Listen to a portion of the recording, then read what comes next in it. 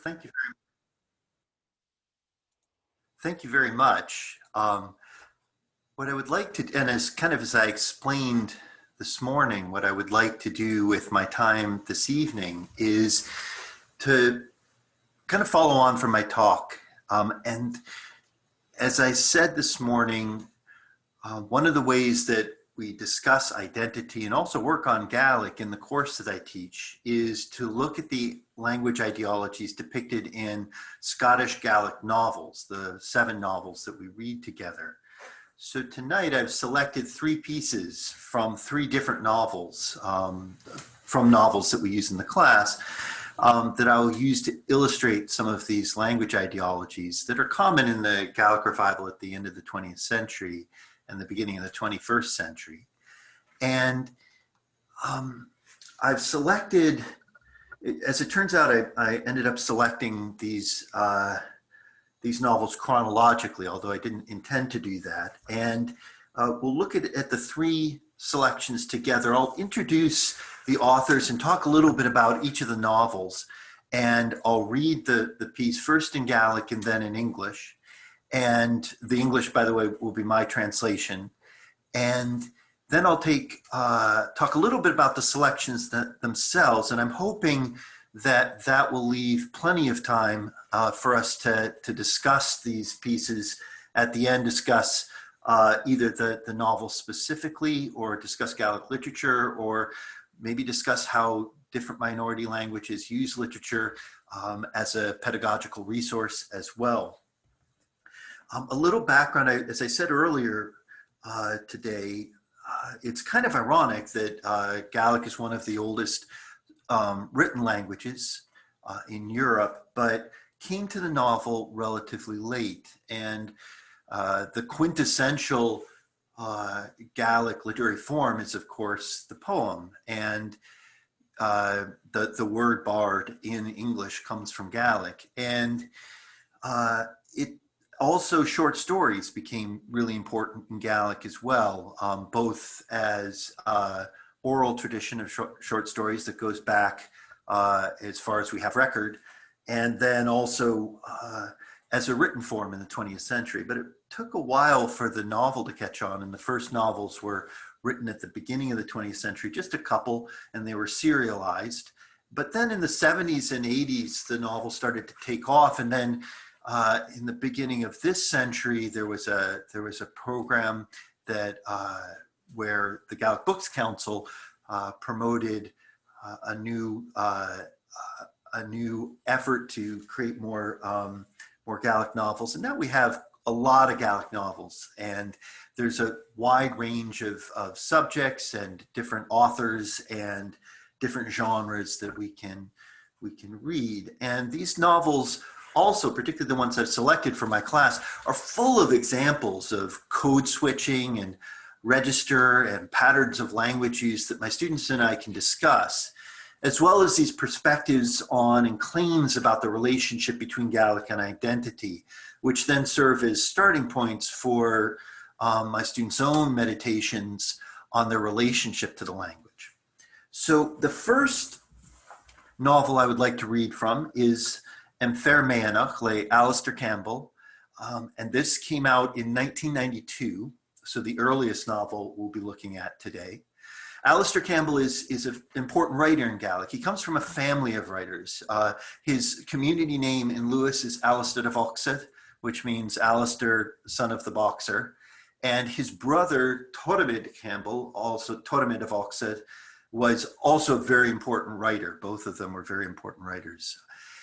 His uncle, Anuis Campbell, Empullen, was an important writer of the previous generation. And this tradition of writing in the family is continuing on. His niece, Katrina Lexi Campbell, is writing a lot of novels in Gaelic. And interestingly, at least for me, or coincidentally for me, his sister-in-law, Marishina Campbell, is a well-known singer and folklorist, and had taught the course that I currently taught before I took it over. Aleister, and more so than his brother, Aleister is known as a sharp wit, but also a pretty dark wit as well. And this is a dark book. It's about Muideachig, a character, the narrator in the first person, who has cancer and is returning to the Gaelic-speaking island of Lewis to work part-time as a teacher. He was working as a teacher in Glasgow, but could not continue because of his health, and is working part-time as a teacher in Lewis. And the novel chronicles his last few days alive. He loves working with the children in the school, but has a low opinion of their Gaelic, and also notes that the children have a low opinion of Gaelic as well. So I'll read that piece just now. Is haar Gaelic lugger en an oigri. Ha mi hien moge in a shin van hanik miyachi. Genil sin no fergenach yi. Is ha look brosnachi na Gaelic lugger en oigri. Is hanaun of an en oigri. Re edige de han groachsen. Cyverus his sound. Genil Gaelic ik an oigri aun. Ach skutel kerabach, lapach, truag. Eestru am a brian at a radio manelu gamachreintjen. Gamachreintjen hamidui. An unig trom bechor and solus of Ijaurig. Han kursted at a taring town. This is stay an indudorige. Guin Jerevistra getor spray loa nach de levied. Jelef nach achied. Kjol nach kula is nach koinied. The kids here hate Gaelic. It's become clear to me since I've returned home. They have no respect for it, no feeling. And they loathe Gaelic campaigners too, not just the kids. It's all about money for them, wealth and greed. These kids can't speak Gaelic anyway, but some poor, stilted jumble. Listen to them on the radio if you don't believe me. A window through which light should be shining, the curtain has been drawn tight, and inside in complete darkness, confident voices hold forth, judging a book they have not read, a picture they cannot see, music they haven't heard and will never hear. So that final image there of Gaelic as a window appears to be a riff, it's possibly a riff on one of the central images in the Scottish Gaelic's most famous bard, Sorley MacLean's great poem, Hallig. And this is a poem that Sorley MacLean wrote about a village on his home island, Rarsay, which is just off the island of Skye, a village that was cleared. And for those who aren't familiar with the Scottish clearance, landlords moved a lot of Scottish Gaelic speakers off their land and either moved them into the big cities, moved them some of them to new land that wasn't quite as productive in the Highlands, and others were sent overseas. And this whole village was cleared at one point, and this is, and Sorley MacLean wrote what possibly his most well-loved poem about that cleared village. And this image, or something like this image, appears in the very first stanza. So I'd like to make a digression and just read that first in Gaelic again, and then in Sorley MacLean's own translation. Hachim and Fiag and Cullia Hallig, Ha Burst is Tarnian and an Unig, Tam Fachkami and Arj den Eid, is Hamagul ek Alt Hallig, Na Kruv Vea is Vairiev. Time, the deer, is in the wood of Hallig. The window is nailed and boarded, through which I saw the west, and my love is at the burn of Hallig, a birch tree, and she has always been. So again, we have this kind of this boarded window represented possibly the Gaelic community or the loss of Gaelic. The direction west is particularly significant in the Gaelic worldview. Gaelic, of course, is spoken at the extreme west of Europe, but also traditionally the west represented Tír na nÓg, and in that respect, death and the end of life, and the direction that the sun goes at the end of the day. So that's interesting that he seems to be riffing on that same image. The book itself coming back to Fermanach, is about a dying man without children, and his fears that Gaelic is dying with him. And that leads to his belief in the possibility of Gaelic in the modern world, at least the Gaelic that he loves and believes that is already lost as he is dying. So that's the first selection. The second selection comes from a writer with connections not in Lewis, but to South Uist, but also who lived in Glasgow and lived on the mainland of Scotland for some time as well. And this is the novel Keno by Norman MacLean. And it was a controversial book when it came out in 1998, but also a very experimental book, and I'll talk about that in a minute. Tormid was an important figure in the Gaelic revival in the end of the 20th century. He was a comedian. He was obviously a novelist. He was also a poet. He was a well-known musician, and he was a broadcaster. If any of you are involved in traditional Celtic music, you may know the tune Scarcitatis, and that was a tune that no Kinavantata in Gaelic. And that was, Tormid wrote that famous tune. He also wrote and starred in his own music and comedy variety show, Tormid and Antelli. Tormid was also an admitted alcoholic and struggled with alcoholism his whole life. And the book, Keno, is again a pretty dark book, and it appears to be at least partly based on his own life when he was young and his upbringing, and then when he decided to leave the country and go abroad for a while. The book is written in the first person, much like Fermanach, but interestingly and significantly, it is in present tense narration, which present tense is uncommon enough in English, but it's particularly uncommon in Gaelic because it's very difficult to write in Gaelic. Gaelic grammatically doesn't actually have a proper present tense. So it's challenging to write in the present tense in Gaelic. It's about, again, this first person narrator, Hector, who's considering leaving Scotland to teach abroad, again, very much like Tormid. And it's his relationship to Gaelic language and culture is an undercurrent throughout the novel. In this section, he's had a very hard night and he's about to go on a drinking binge, but he's driving and he stops at a particular point in a part of Scotland where he was growing up. And he looks out at an area where there was a house that he visited with his great uncle when he was younger. And when he was visiting, he was out at the byre, visiting a dog, Chance, that had just had puppies. And while he was in the byre, he was visited by two spirits. And so I'll read that piece now.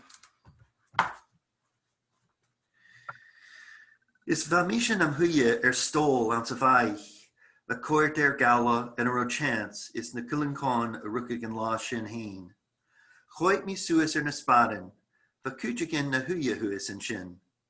Va isagam nach gavik shin a vi, or haro clown ik macanre gets a ven. En Jashin, vai soyot gano kujigan na kruben huis en even spar. Smage en salderum. Agus gynna yennin amach na jor a gruayin shangara ha bericho inche en aan vieren no boiden of aan root. Jerig me is schashig me gus en ro me gierig von taula. Vai genu drownden en aan een canon nach ro me a gainigug. Hula me na fachglen, hombre, agus sincero. Nu de Hyundai tuvestai na bacha gudorchidus. Hashi kned aan sa gawa. Chur mi carium heen agus chunnig mi dunje mór is clocus at vog a hesu sandoricus. Dui na hesu sandoris. Vriene room aan sa Gaelic. Na tiulige de mi sa vein. Choite orem is viervergade uden. Agus chorige en stol le bata du le count edigids of I gulen alive. Chaimiadash Gemacha Huya is mean Namvol. Vamochria Abula Gulajad Agis Vamovil Chidamachug. Be Emocha Gebavoa Garichmi and Tarachis Genromi and J. Gnoach Kutamach a legal shafkid. I was sitting on a stool in the byre, visiting a bitch named Chance and the puppies she had just given birth to that very day. I looked up at the rafters. Someone was sitting up there. I knew that couldn't be. McEnrig and his wife had no children. It became clear that there was someone crouched up on one of the rafters. The image waved to me, and although I could see tears running down its withered old cheeks, I couldn't tell if the thing was male or female. I rose and walked forward until I was just below the image. It was mumbling in a language that I did not understand. I heard the words hombre and sincero, and then the byre went pitch black. The bitch began to whine. I turned around and saw a huge man in a cloak and a soft hat standing in the doorway. He spoke to me in Gaelic. Let me not be buried out on the mountain. He looked at me with a smile on his face, and he pointed to the stool with the black cane with a silver head he was carrying in one hand. I went back to my seat in turmoil. My heart was thumping and my mouth was dry. The strongest feeling, though, was one of regret that I had neglected something important. So he meets these two spirits, and one speaks to him in what appears to be Spanish. At the time when he was young, he didn't know what it meant, but he, as an adult, recognizes that it was Spanish.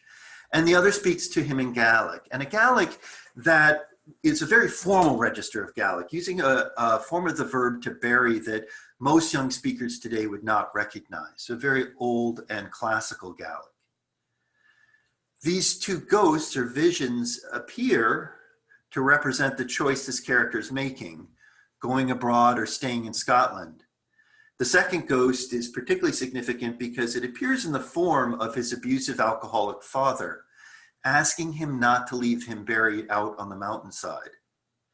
And by association, perhaps, this ghost might represent the Gaelic language and culture itself, passing away in the mountains and glens of the Highlands. At the end of the novel, the character decides to go ahead and accept the post overseas, but also realizes that he is forever tied to the language of the Highlands and Islands of Scotland. I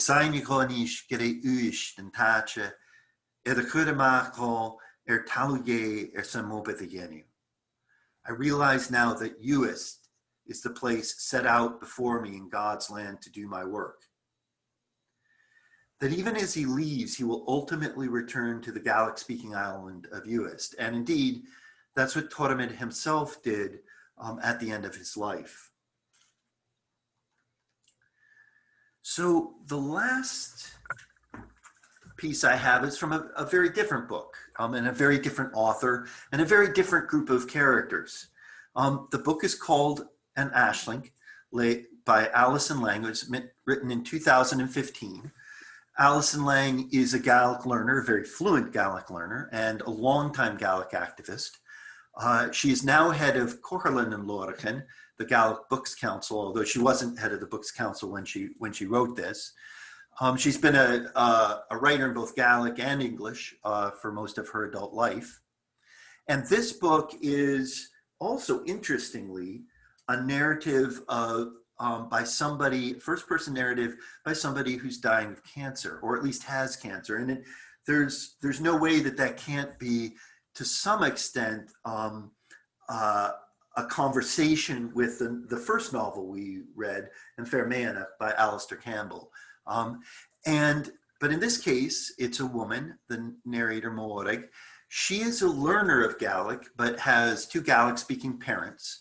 And in the scene, we'll see she has a close friend, Ailey, a native speaker and a very enthusiastic Gaelic activist, and mentions another friend of hers, Marston, a native speaker with very little interest in the Gaelic revival. In this section, Ostaig and the characters are looking for summer work after their first year at the University of Edinburgh. And Morig talks a little bit about the work that she's looking for and why. Van mi heen ik jullie open van een beetje korremaken, mechanen u de glekkig. Agus voor de goelishin, Savars, kan ro moon, sna mieltjen geviaun, zijn programma television jenu Gaelic. Van mi er wie smunige geshin, gaan nou gierig maar oberhoudi, ach maar riech as Jane en olhaich. Van mi haast chekvach, mijn skillen kanen akam, as Jay gierig vliana. Ach, dan bien gigelachs na tri bliana illa a varom, karsna bien magaloor. Hurs mi ritike mi een ili, ach vai chekvach vadilla, klees nantorian, havare, en kuddy tusa edipsa sandun ud, rifkind, hakuninse. Van Marsden Frischel et Oberhoudi a Reeg Marha, a company TV aan een glasachu. Havige a genu Cal ac oberhuurach maar office dog's body, a vai lawn moch, ac is a brim mi ingan scoot. Chu misha sa, goith, van Marsden er vi gemaan nivelgrim, ac is re look yunsik yilla, the kumalmach not big gale of anning, ac is not big gushiri, blas is grammar au noas. Charo non-gale adola gayan korum sentu lushaw, avaka oskul gemach gasen.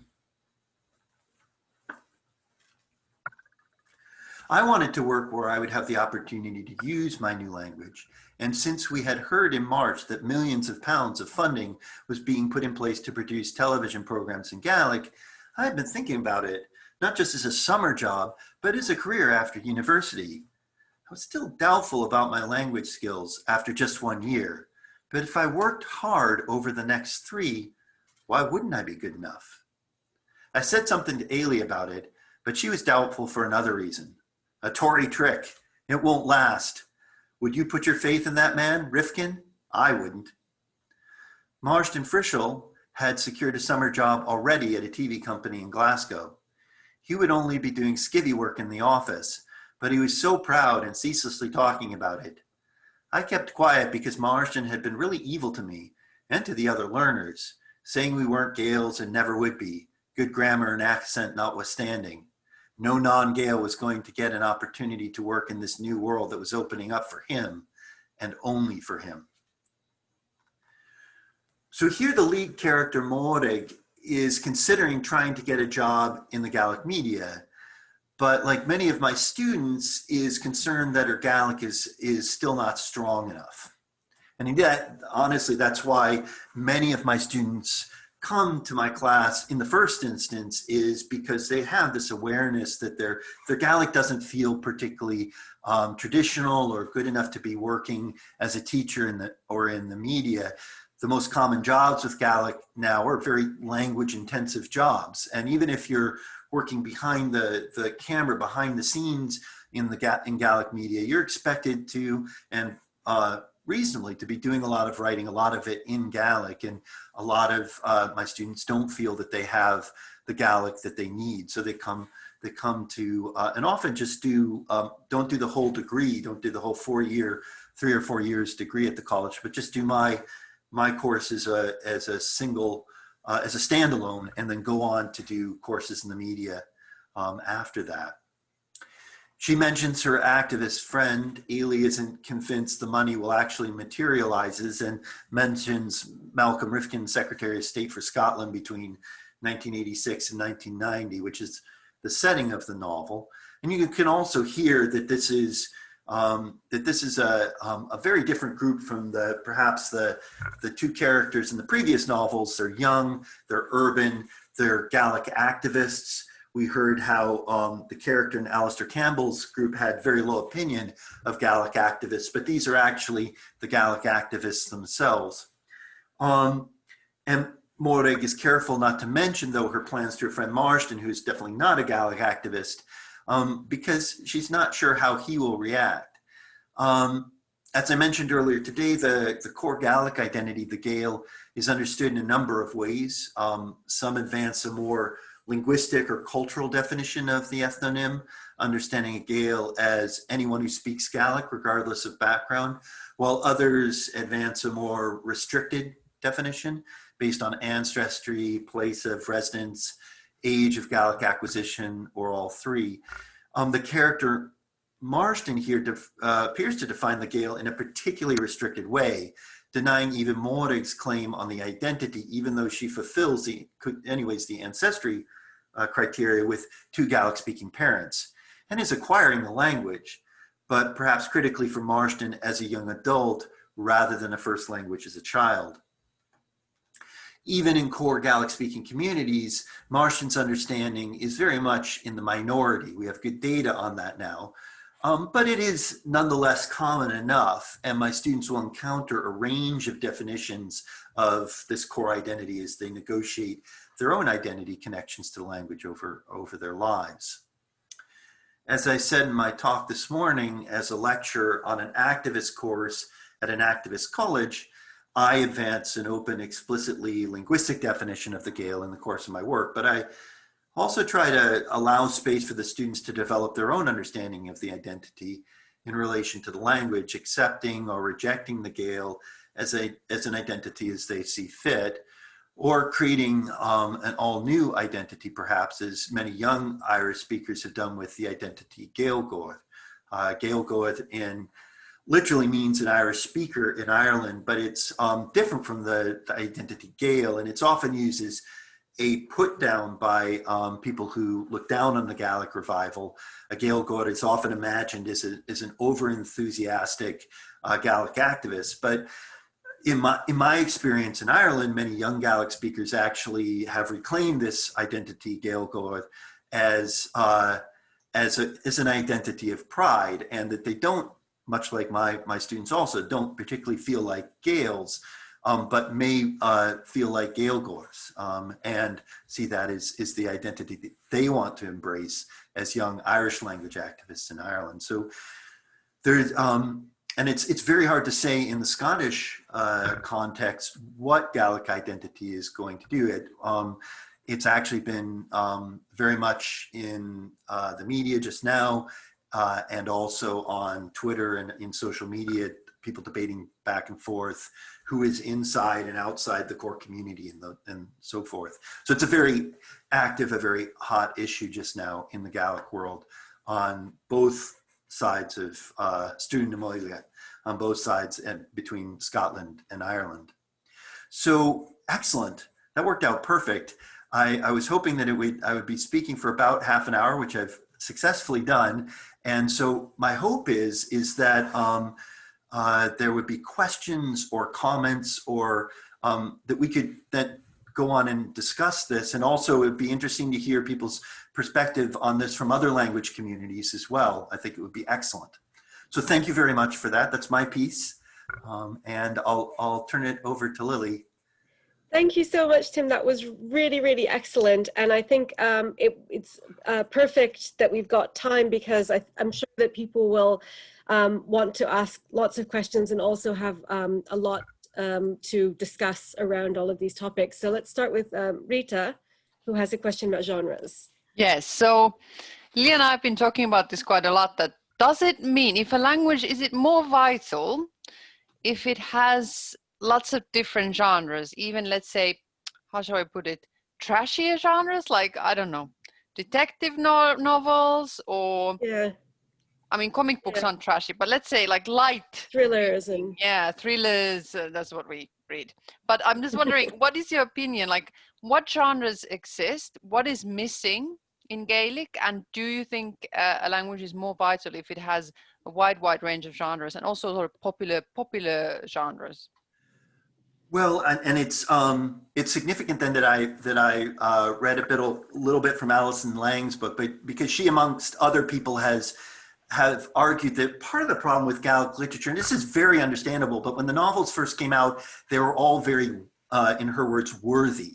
They were all very high. They were experimental. They dealt with very heavy subjects. They were literary novels, and Alison was of the opinion, and many others, that we needed to broaden out genre in Gaelic, and I think it is broadening out. one of my colleagues here at the college wrote a fantasy novel in Gaelic, which is an interesting coming right about because many or most of the tropes in fantasy novels originated out of Gaelic culture, and so then it's coming right around. But so that's kind of cool, and there have been I write in science fiction, but there have been science fiction short stories written in the 60s and 70s even in Gaelic. So that actually, interestingly, is a pretty healthy genre in Gaelic. I certainly was not the first person to write science fiction in Gaelic, and there's a lot of other genres as well. But I think my students would say that they would like to see a broader range, and that a lot of the novels do still tend to be, and unfortunately the novels we do in my class, because of my desire to look at particular language features and also talk about identity, do happen to mostly come from this very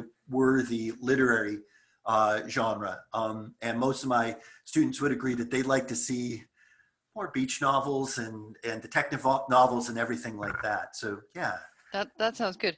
Does translated, I'll stop asking questions, but here's one more. Does translated literature count? Because you could translate them into Gaelic. Would that be as good? And that's an interesting question. It'd be interesting to hear from other people in their language communities as well. As a reader, I'm drawn to new work in Gaelic. There's not a lot of translation in Scottish Gaelic. There's a lot more in Irish Gaelic because there was specific programs to translate a lot of literature into Irish Gaelic. So we don't have a huge amount of examples of translated novels in Scottish Gaelic. So I'm not sure. It's cool that Scottish Gaelic writers are willing to tackle the novel, and so we have a lot of new novels. But that's an interesting question. Is it worth translating into Gaelic, or if someone's going to spend the time to translate something into Gaelic, would it be better if they spent that time writing a new work in Gaelic? I'm not sure. Cassie, you have a question about Tim's writing. Would you like to ask? Yeah. So this is just, it very much flows on from the next question, because I felt the same thing actually when I was starting out on my Gaelic journey. I remember that there was this heaviness. And I remember one day reading one of Rory McComish's poems, and I just thought, oh my goodness, is there a poem in Gaelic that's not about death? And the symbolic death of the language. And I just thought, oh my goodness. And now I realize, of course, how important that is, and coming to terms with trauma. But maybe the turn is the fact that we're seeing things that are lighter now. Like one of the reasons that that Rita's question about the trashy genre, one of the reasons that I think that Irish is doing quite well is that I can watch a soap opera every night of the week in Irish. And so just on that, Tim, can I ask you about your own writing journey as a sci-fi writer and how that came into being? And maybe you'll even read us a bit of the book. Well, yeah, and I hadn't really prepared anything. I was stealthily trying to avoid that. I think. Sorry, Tommy Dooley. P.U. Dooley. I think that for me, writing was an important part of my development as a Gaelic speaker, and as seeing myself as part of the Gaelic speaking community. And so writing was at a practical level was a very good way for me to move my Gaelic from kind of advanced learner to as fluent as I could get it. And just the challenge of trying to put more than 50,000 Gaelic words together in a manuscript was a really good personal exercise.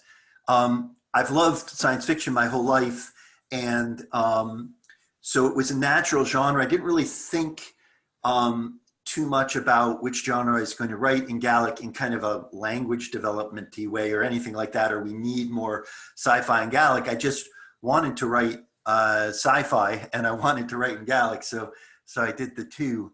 And but I think that for me, one of the great things about being able to write in Gaelic and living in this fractured and fractal language community, a network of speakers, is that it gives you that indulgent kind of experience of walking into a Gaeltacht of the mind, where you can go into a space where everyone speaks Gaelic. And it's particularly easy to do that in sci-fi because I discussed this with my students a lot, with realistic novels, you somehow has to figure out you're gonna deal with the other linguistic elephant in the room. How are you going to handle English in a realistic Gaelic novel? But in a sci-fi novel, it's like Han Solo speaking in American English at the helm of the Millennium Falcon. In reality, in that galaxy far, far away a long time ago, what language was he speaking? Who knows? But English is used to represent a common language in sci-fi. And so I use Gaelic to represent a common language in my science fiction. It allows me as a writer and then also the reader to enter this entirely Gaelic world, something that is very difficult to do in the real world in a threatened minority language. Tough a lot. Thanks. We've got quite a few more questions, and I just wondered if I could add something, because it's a very interesting kind of parallel or a contrast, I guess, with Yiddish that Sonia and I have been working on. So I think Sonia is not here right now, but I just found this really fascinating, this idea of the weighty novels, because I think that is generally something that I think somehow instinctively many cultures that are kind of trying to establish, kind of a more widely recognized, prestigious written tradition would gravitate towards. And it's really interesting because in contemporary Yiddish, Hasidic Yiddish, it's the exact opposite. Generally the only fiction that you find is what would be called kind of trashy novels, like detective novels and, thrillers and kind of intrigue and, people who they were adopted and they don't know who their real family is, and then they discover a mysterious letter and that kind of thing, which are all really enjoyable and great to read. And also a lot of them are translated, so they're either touching on the translation issue, they're either translated from modern Hebrew or from English, but they're widely read. People that it's generally mostly women, or they're geared for women, because the stereotype is that men are supposed to be reading kind of more important stuff, religious literature, and not trashy novels, but they're very popular, and there are a lot of them, and they're always being produced. And so I thought it was quite interesting that you said that kind of the students and activist students wanted more of that, because it seems that there is kind of because Yiddish is generally modern Yiddish is, Hasidic Yiddish is generally kind of relatively low prestige spoken language, and it doesn't really have a kind of high register, but at the same time these sort of kind of popular types of light reading are extremely widespread and very popular. So yeah, I just thought it was interesting because it's sort of almost the opposite, but it's, I think somehow because nobody's concerned about the prestige, that's the kind of literature that has flourished. No one is trying to make Yiddish sort of recognized at that level as a literary language. But it's interesting that this is actually what people sort of want, is that you're saying as well, in your experience. So yeah, I think it's really cool. And the sci-fi and fantasy angle is really interesting. And the fact that this, the fantasy comes from Gaelic culture, that's a really interesting point, that it's kind of now coming back in literary form. So it's just, that was really cool.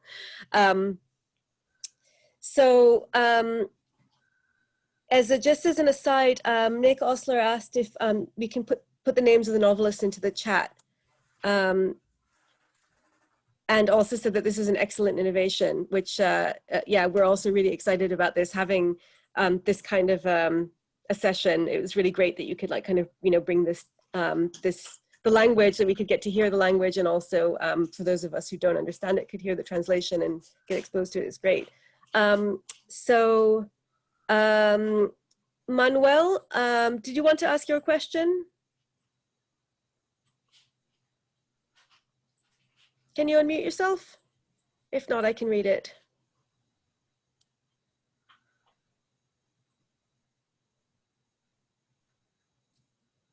Let's see.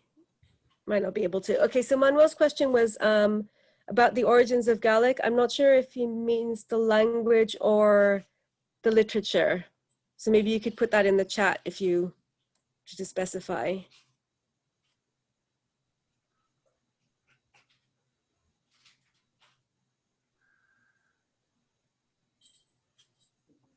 I'm assuming he means the literature. He hasn't put anything in the chat, but I don't know if you want to say something about that. Yeah, well, Gaelic is interesting, I think, in that it had a very long history as a written language. As far back, again, as we have records, it was written, and it was written in, because the Gaels were Christianized pretty early in Europe. It was written by Christian monks in Ireland and Scotland, and adopted the Latin script. But there was another script before that, Ogham, that was written, that we have records written on stones in Scotland, some of them in Gaelic. And so it's been written for a very long time, but certainly as once Gaelic was no longer the language of courts and kings, the emphasis definitely moved to the oral tradition, and there would have always been a strong oral tradition in Gaelic as well. They would have been parallel, but it certainly, the oral tradition became much more important as Gaelic was deinstitutionalized and disempowered in the Gaelic in Scotland, and so and again, it was a really rich oral tradition of oral literature that was then collected through the 19th and 20th centuries, in part in response to the Ossian controversy. And that was when there was this purported book of translations of Old Gaelic poetry that was very popular and that was read throughout Europe. But then it became clear that these were perhaps not exactly truthful transcriptions of collected Gaelic poetry, but many Gaelic scholars wanted to show that this poetry did exist in the oral tradition in Gaelic, and so went out and collected this oral literature. So we had a lot of that oral literature, and then through the 19th and 20th century, the Gaelic literature expanded and writing expanded again, and there were a lot of newspapers and periodicals that were produced in Gaelic, particularly in the 19th century. And then in the 20th century, some novels, but particularly in the middle of the 20th century, in part because of the success of a literary magazine, Gadam, in Gaelic, that the short story became particularly prominent in Gaelic as well. And through that, of course, through that whole time, also Bardic poetry and then modern Gaelic poetry was very important to the culture. So certainly literature, both oral and written, has been a very important part of Gaelic culture since as far back as we can see. And I hope I haven't stomped, I'm not an expert in the history of Gaelic literature, so I hope I haven't stomped over that history too badly, but that's roughly kind of the terrain. Excellent, thank you. We have a question from Ari. Ari, do you want to unmute yourself? Yes, hello, wonderful talk, Tim, thanks. This is all new to me, so I think you probably answered it, but I can ask us a corollary, I guess. So I was wondering if, does multimodal genres of expository and imaginative literature hold promise for popular culture in Gaelic? And I'm also wondering, along the same lines, well, this is coming from my knowledge that Zinn's history of the United States, which is, a controversial postmodern positioning on history, a people's history, has also been turned into a graphic novel. And I'm wondering if that kind of genre would hold promise. So it's expository, but it's a graphic novel. I know as an ESL teacher in my former life, before I worked with Indigenous languages, I would, and EFL too, I would use things like that, serious pieces of history that were in graphic histories, graphic multimodal forms, you know, comic books, if you like that phrase, but serious and correct to a certain line or position or ideology in history, if that holds promise or if it's already been done. And then the other part, which isn't even in the chat, which came to me as you were talking, because I think you sort of addressed that. Your younger students are interested in that kind of thing. Maybe you can encourage them with your enthusiasm and passion to do things like that. But the what started to come to me also is, I don't know if you know, familiar with Patricia Levy's work on arts-based research. She's by training a sociologist in the United States, and she's published with Oxford University Press and big presses, various anthologies of arts-based research. Again, this seems to be another direction in sociology that, if not taken already, might hold promise, not along popular culture lines, but, well, in a kind of fractal way, meshing popular culture with as it were, or arts-based culture with some kind of research into identities, into Gaelic identities and social and discourse communities, I guess. That's, I'll stop there. Well, taking your first question specifically about graphic novels, there have been a few graphic novels produced in Gaelic, including, I think, interestingly, Kidnapped, which was written in, again, this is interesting circularity, was written in English, contained a Gaelic speaker, was not a particularly nice depiction of a Gaelic speaker, but it's been translated into Gaelic and then made into a pretty successful graphic novel. And there's also have been translations of other specifically comic books, Tintin and Asterix, which again, depicting Gauls is kind of an interesting take. But I don't know, it's an interesting question. I don't think any serious nonfiction graphic novels have been created in Gaelic, but there's obviously, that would be something that as you say, that I'm certain that some of my students would welcome.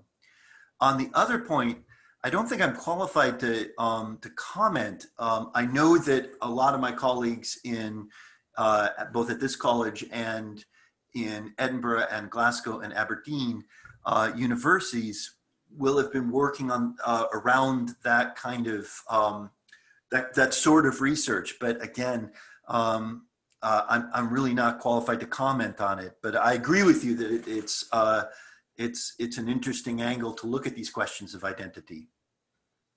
Yeah, and I think it does hold promise. I wasn't actually thinking of translated work that's graphic, but basically some kind of ground up movement of young people who want to move it into more popular genres, I guess. Thank you.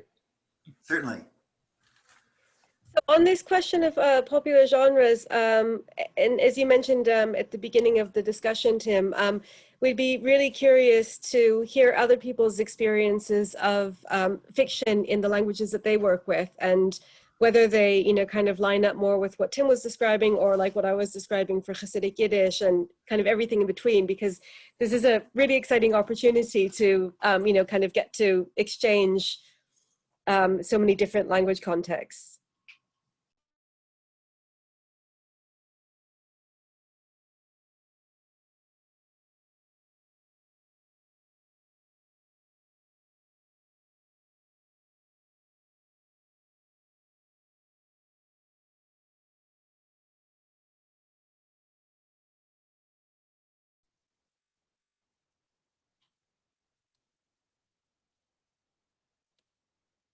Somebody must want to start.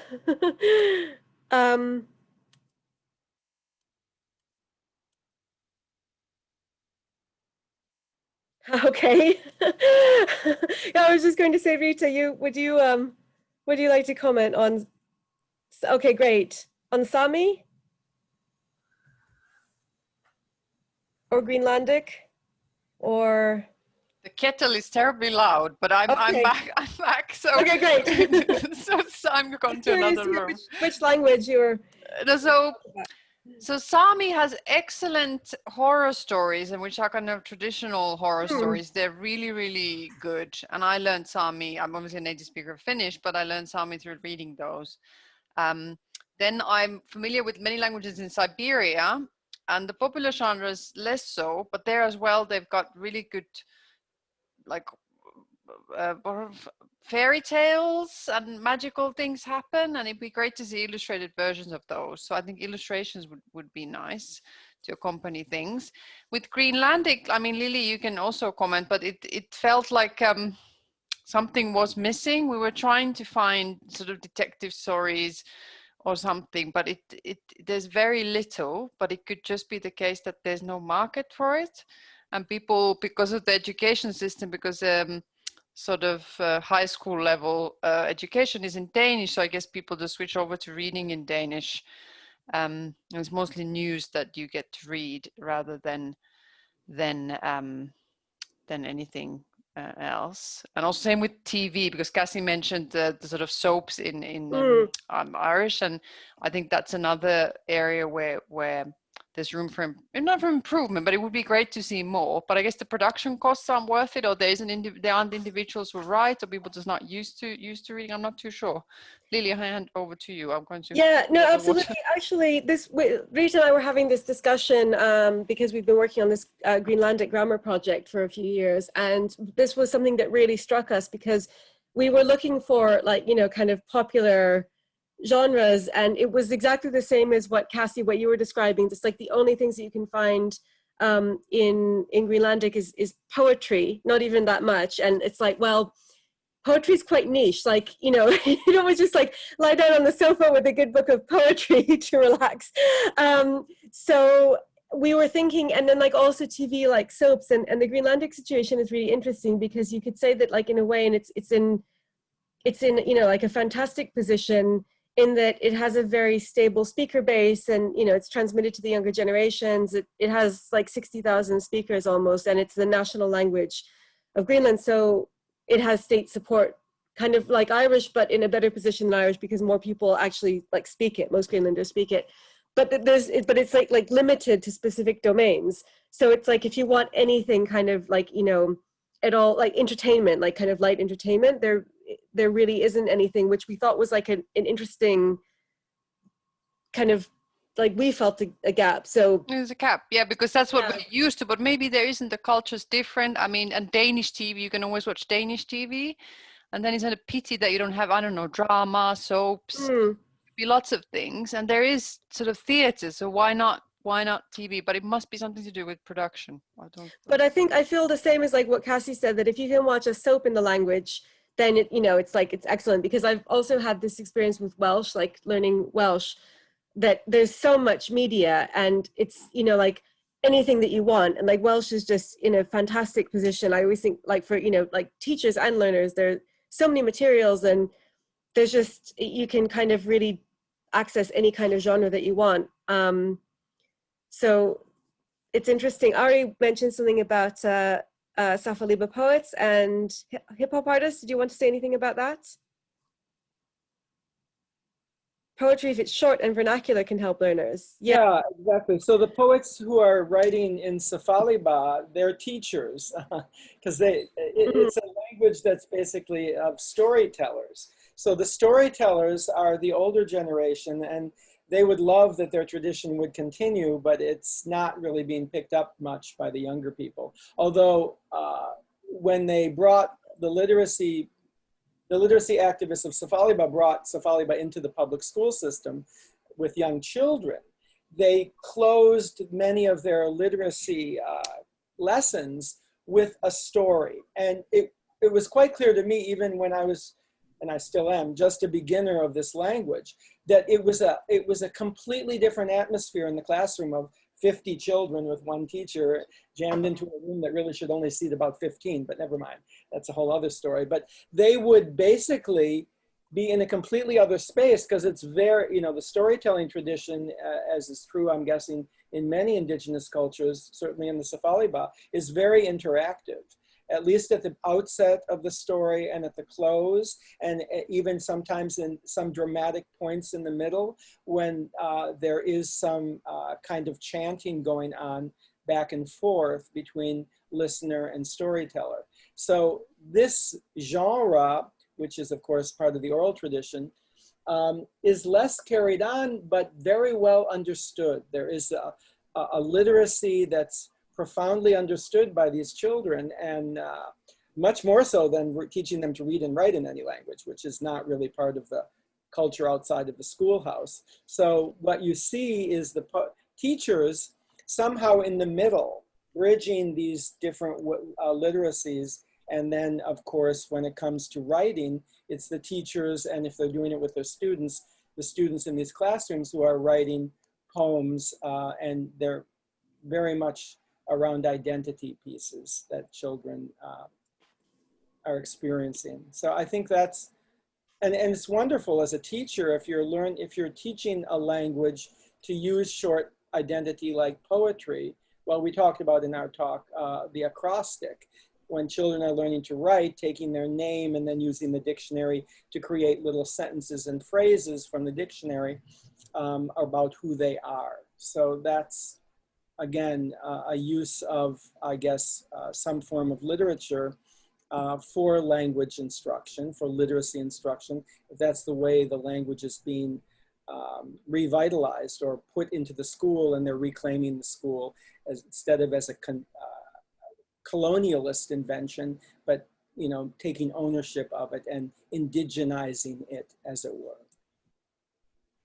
That's Africa, West Africa. So.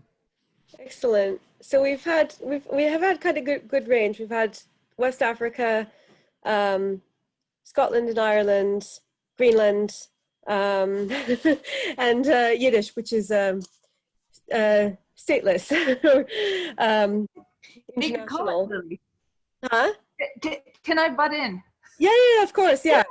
Yeah, I was just thinking, just with Ari's comment about how good it is for learners, I really think there's so much to be said for the quote unquote, I'm going to remove my blanket so I can do music in my house. This idea of the sort of trashy genre, you know, the soap opera, in terms of the vernacular, and especially in terms of language learners. Like, I feel like, okay, I turn on the soap opera and yeah, I'm learning language because it's vernacular language that, unless you're going out and speaking it every day and have Irish or Gaelic speakers or whoever around you all the time, that you're just really not going to get.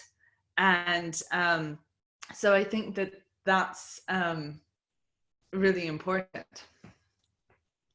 Yeah, I agree with Casey too. And they don't have TVs in Sabhal land, but oh yeah, sure they would get into soap operas. I mean, when I was teaching Israeli high school students grammar, I would make grammar activities from The Bold and the Beautiful because I found out they were rushing home to catch the next, you know, in The Bold and the Beautiful. So yeah. Suddenly the grammar worksheets didn't end up on the floor at the end of my lesson. So, I mean, again, all of these techniques can transfer, again, if they're culturally appropriate, and that, I guess, was, even though these were kibbutz children, looking at millionaires in The Bold and the Beautiful and their dramas. Interesting. But with the Sabhal, again, it's again, this interesting combination of traditional, you know, oral positioning of the storyteller in their society, cell phones, which are the teachers have and the students don't, and what you can get in social media or not. And then again, and there's no electricity in the school, and no Wi-Fi. You have to go stand on a hill to get the Wi-Fi. So I mean to get your cell phone connection through, you know, your social media through your cell phone, if you have a smartphone and not a flip phone, you know. So I mean, there's all these things going on in parts of the world that I don't think, except for this conference, most people never even talk about in terms of these different genres and issues around them, and potential and promise too. I mean, and I don't like the term trash culture at all, because I mean, the hip hop artists are probably the Shakespeare of many, Yeah. today. And so and graphic novels and graphic histories like Zinn's History of the American People is a brilliant attack on the master narrative of American history in public schools. So a teacher who's bringing these things through their classroom is educating the migrant student in the classroom in a new way, and also a new language. And if they're revitalizing a culture and a language, they're part of that movement in an indigenous language, hopefully there are voices that are doing this. Well, I know the hip hop is strong in a lot of indigenous North American cultures, and people are now bringing this into the classroom. It's no longer demarcated as something that is, you know, inappropriate. It's culturally relevant for younger and younger generations. Yeah, no, the trash, maybe more fun genres is what Yes. we think. Yes, more fun genres, yeah. Popular genres. Yes. Popular genres, yes, popular. Yeah. Yeah. And I think that one thing, like with soap operas, now that I think about it, is that, you know, they have so many formulaic things. So you're relying on very sort of formulaic expressions, and that's how it's written in say a big language like English. But it really actually helps with if you're in your more nascent stages of your linguistic journey. Yes. I really hate to cut this short. We have to start the